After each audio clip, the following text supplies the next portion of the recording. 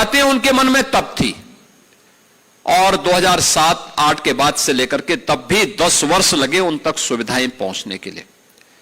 लेकिन ये यात्रा चलाना महाराजगंज से, और दुर्गम रास्ते हैं, पूरा नेपाल का क्षेत्र है, नेपाल का तराई का क्षेत्र है, और उस यात्रा के दौरान जगह जगह तमाम प्रकार की स्थितियों, जो लोग कभी लखनऊ से बाहर नहीं गए, बड़े बड़े महानगरों से बाहर नहीं गए,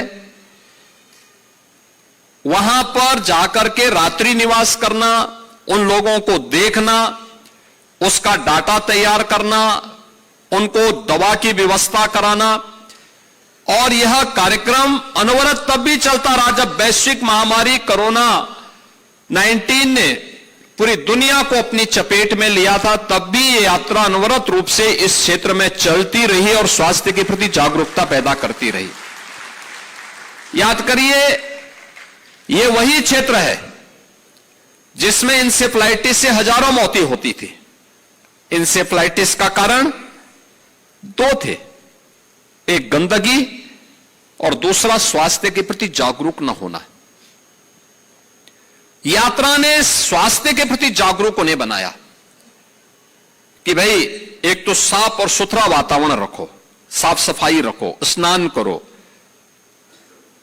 खान पान ठीक करो, बीमारी होती है उपचार करो। आप देखते होंगे इस प्रकार के परिवेश में ज्यादातर चर्म रोग होते हैं, स्किन से जुड़ी हुई तमाम डिजीज होती हैं। पौष्टिक आहार न मिलने के कारण ट्यूबरक्लोसिस की समस्याएं होती हैं। खान पान बहुत बार सही न होने के कारण बहुत सारी ऐसी विकृतियां आती हैं जिसका समय पे उपचार न होने पर वो असाध्य होती हैं। और एनएमओ के द्वारा जो एक प्रयास प्रारंभ हुआ, उसका परिणाम है कि आज लोग एक सुखद जीवन व्यतीत करने की दिशा में आगे बढ़े हैं और लोगों के मन में एक विश्वास जागा है। यह विश्वास न केवल राष्ट्रीय स्वयंसेवक संघ, न केवल एनएमओ के प्रति, बल्कि विश्वास जागृत हुआ है भारत और भारतीयता के प्रति भी।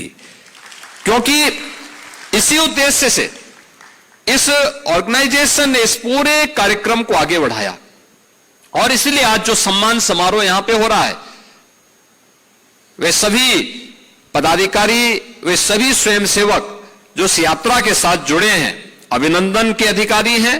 मैं उन सब का हृदय से अभिनंदन करता हूं।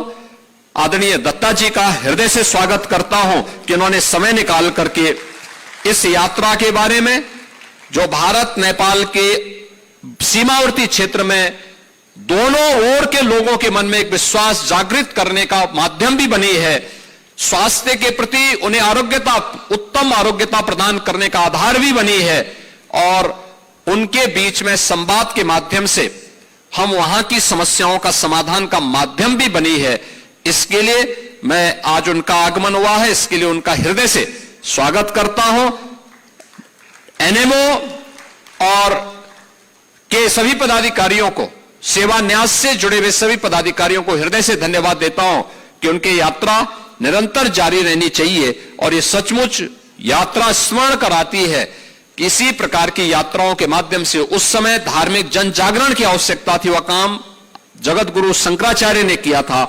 आज भारत नेपाल सीमा पर एनएमओ और गुरु गोरखनाथ सेवा न्यास के माध्यम से, इस यात्रा के माध्यम से स्वास्थ्य सुविधाओं के प्रति और अन्य कार्यक्रमों के प्रति लोगों को, वहां के स्थानीय नागरिकों को जागरूक करके भारत की मुख्य धारा के साथ जोड़ने का प्रयास एक अभिनंदनीय प्रयास है।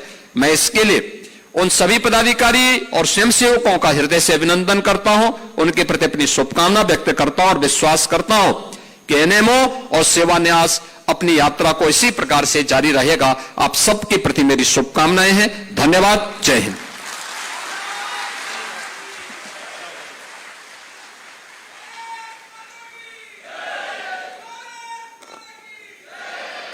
भारत माता की बहुत बहुत धन्यवाद आदरणीय मुख्यमंत्री जी।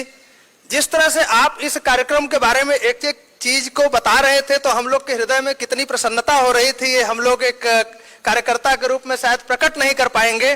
कि जो हम लोग इतने लंबे समय तक कार्य कर रहे हैं वो धीरे धीरे समाज में सभी लोगों तक पहुंच रहा है और कहीं ना कहीं उसके माध्यम से सकारात्मक योजनाएं बन रही हैं।